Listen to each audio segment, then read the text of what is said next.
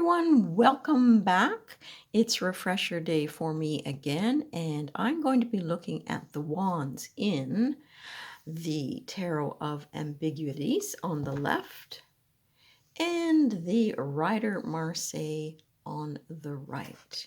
And I still haven't found which one I prefer yet, but I'm going to zoom in and get us a better look at these cards. Okay, so starting at the 10, working our way down.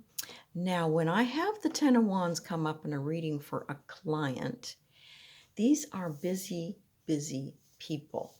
And you can almost see the hunch in their back there as they're sitting at the table because their burdens are so much. I'm just going to get my little pointer for a second and be right back. And I should say that both of these decks are from Artisan Tarot, and I'll include a little attachment in my details if you wish to look further at the decks. So, as I was saying, this is a person with a lot of burdens, and this shape here of the hunched over person carrying all these wands is exactly what I see when it comes up in a reading. And they generally laugh it off, but they realize that with the 10 here too, I talk about transformation and change, and that maybe it would be good if they could designate some other people to carry some of these burdens, or, you do that list and you ask yourself, what can I let go of at this time? And it does say in some of the books that it talks about the 10 of Wands being the theme card of a burden soon to be lifted. Well, only if the people choose to do that. And I see it often come up for the fire signs, like this wand suggests. And more often than not, the people are a Sagittarian because they're so darn nice, they just can't say no to anyone. And then it becomes, I've got to do all of this. I can't release any of it because I can't trust other people to do it the same way that I do. And that requires a lot of soul searching then for the person to go through. So it is one of burdens, and that they must somehow relinquish for a time a few of those burdens, center on what they can carry, and set the rest aside for a little bit because it's really physically wearing them down. And it does sometimes have to do with business because it is a wand, but it can just travel right through whatever their occupation is into their home life, and it begins to take over. So there is a long-standing problem that needs to be solved, and that is how to release some of those burdens. Okay, then we move on to the 9. And you can see in the card on the right the bandage around the person's head, because these burdens, these thoughts are weighing heavily on their head.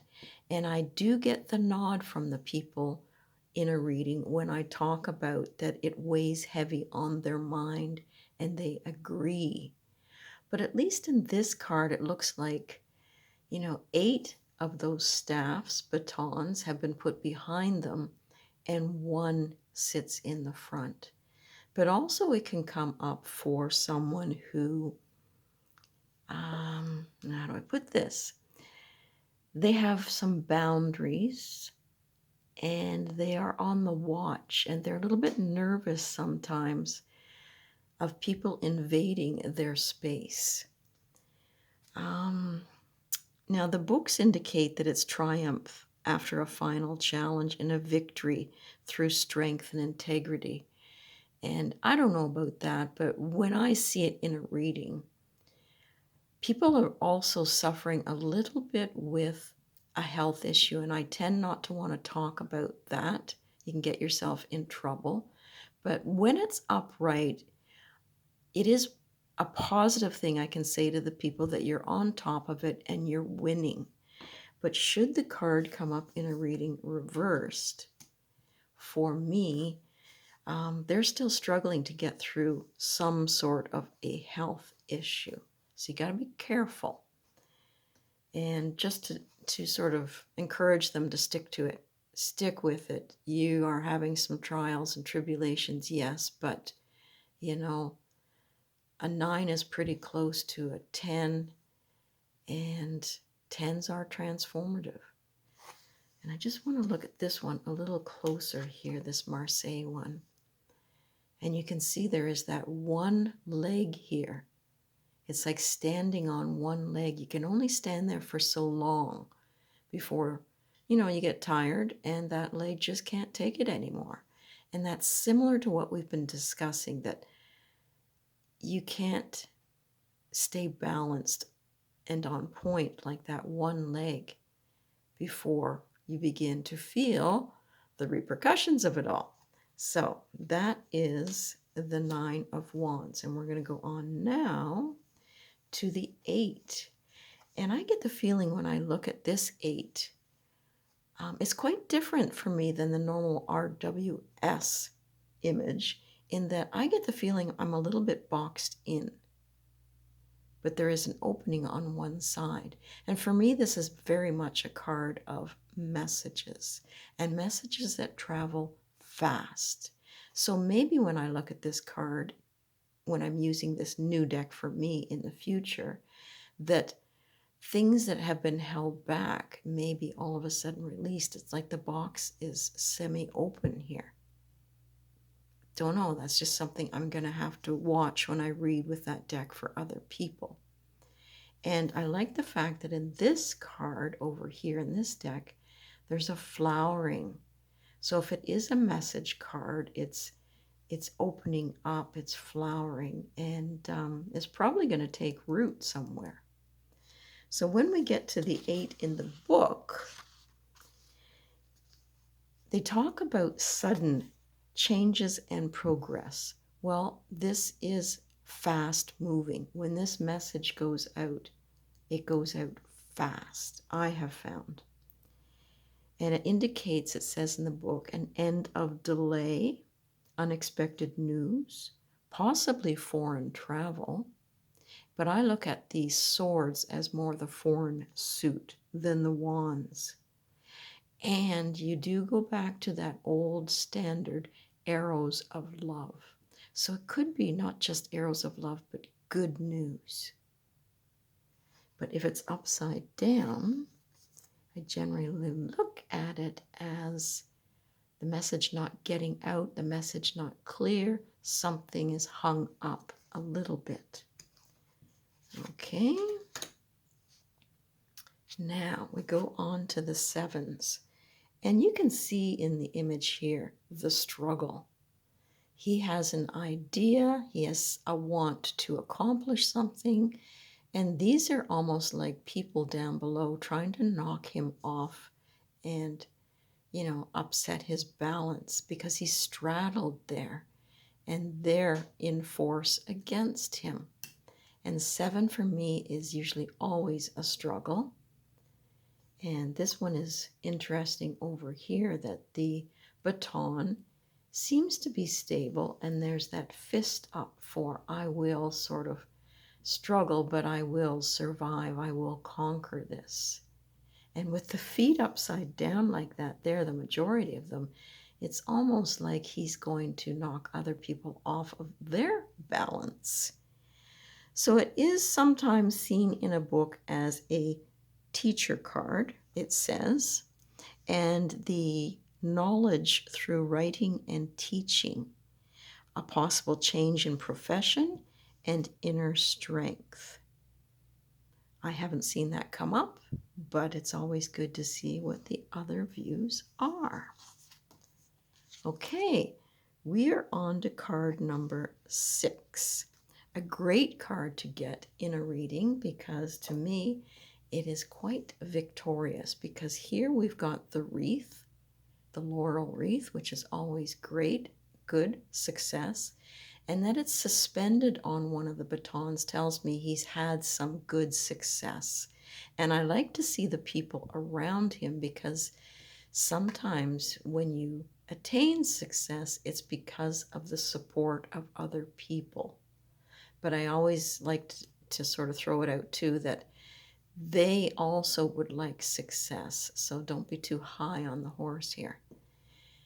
And that is, as I say, a really nice card. And because he's looking to the future, I think there is a new way, a new avenue because of this success. And then trying to find something in the images over here on the left, I get the idea of merging, meshing with this X in the middle. And again, we have the flower. It's a little bit less open down here, and to me a little bit more open on the top. And if we look for any suggestions in my vintage book, it does success, it does triumph, and it suggests if it should be reversed, it's only negating it slightly. There's still success, but yet there's more, I guess, to be attained yet down the road. But it is a victory card, and it can be wonderful news and promotion. But if it's upside down, they say it could be false pride and an obstacle. Okay, we'll move those aside. We are now on to the fives. Well, the 5 is another struggle card for me. And like the one on the left, you really got to watch your footing. And it can be competition, because we just went from that triumphant card to this. And it can show, I guess, the struggle of how we get finally to the 6.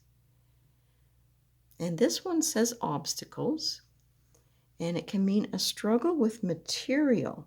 Because I guess it's a wand and it could be business related, it's that competition, that struggle to have that one foot above the rest. Interesting. And if it's in love, because wands can be about passion, it can say, it says in here, that it can signify that love can bring triumph. So I guess it's going through the initial stage of finding our footing in a relationship, and then hopefully getting to the 6 where we work everything out.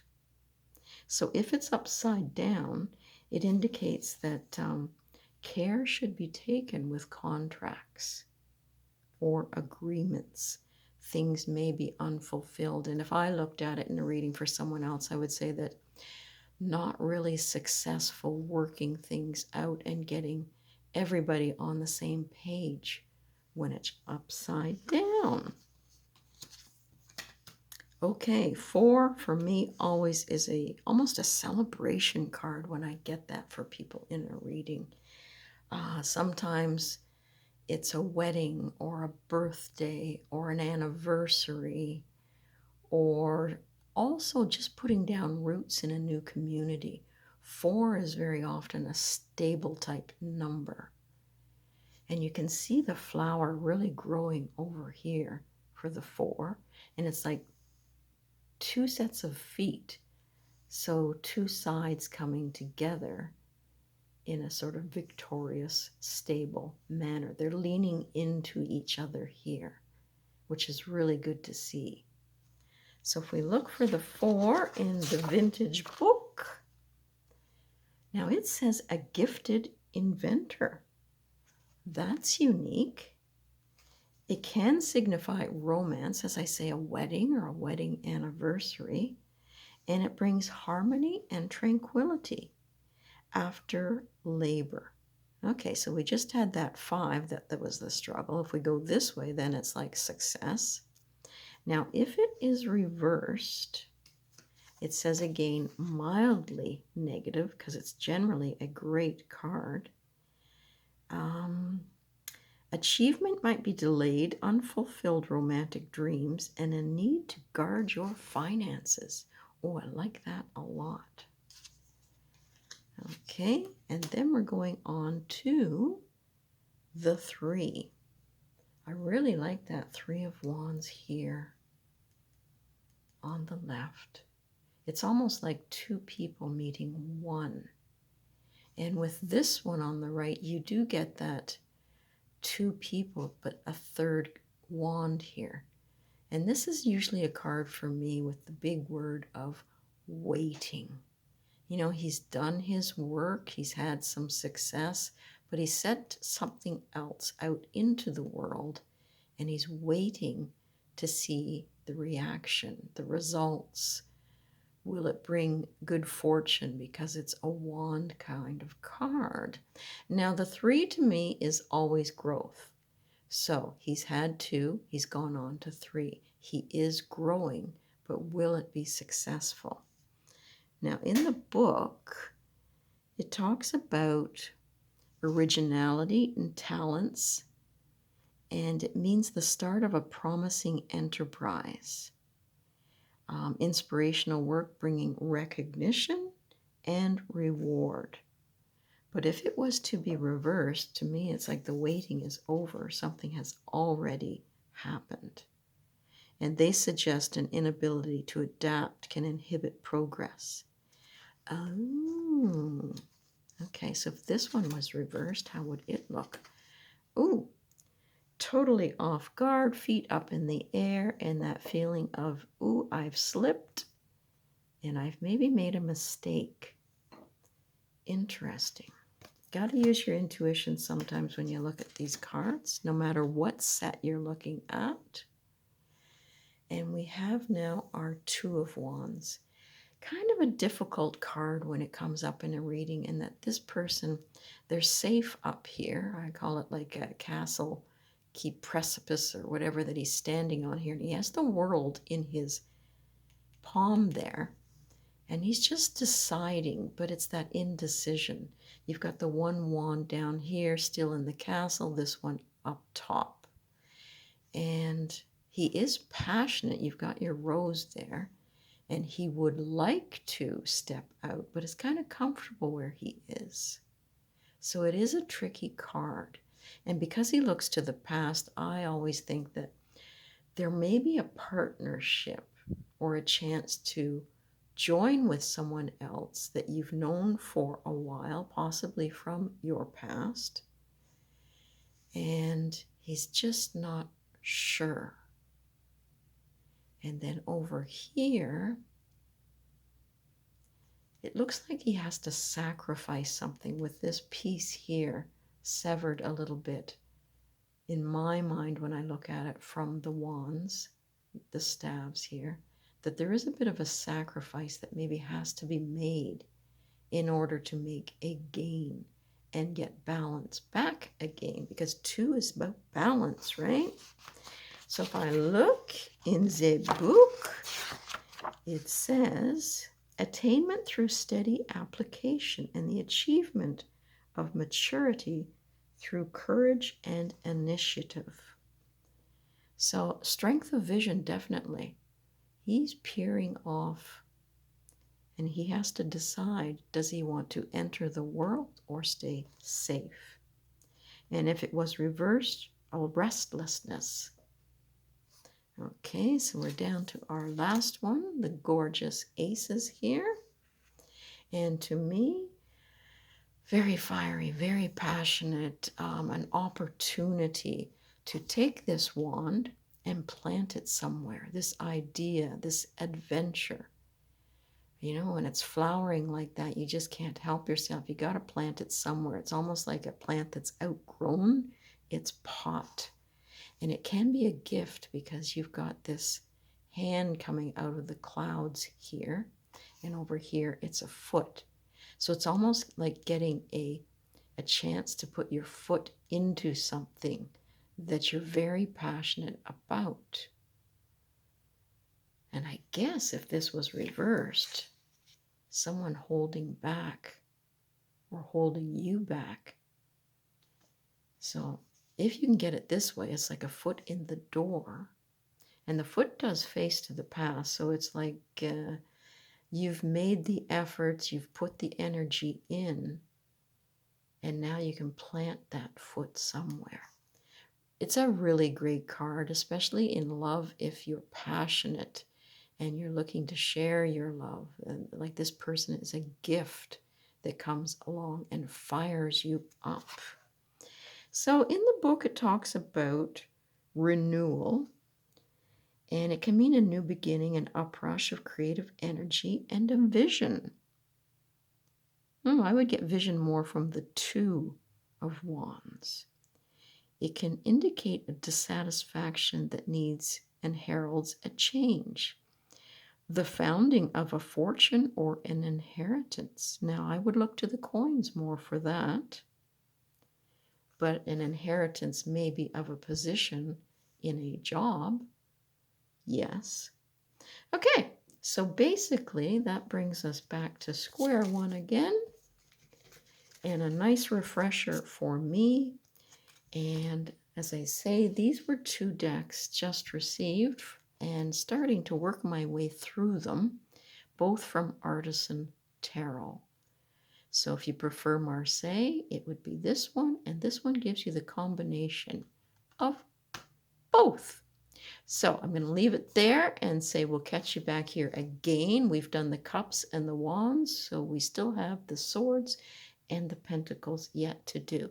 So have a wonderful day, everyone, and we'll catch you back here again.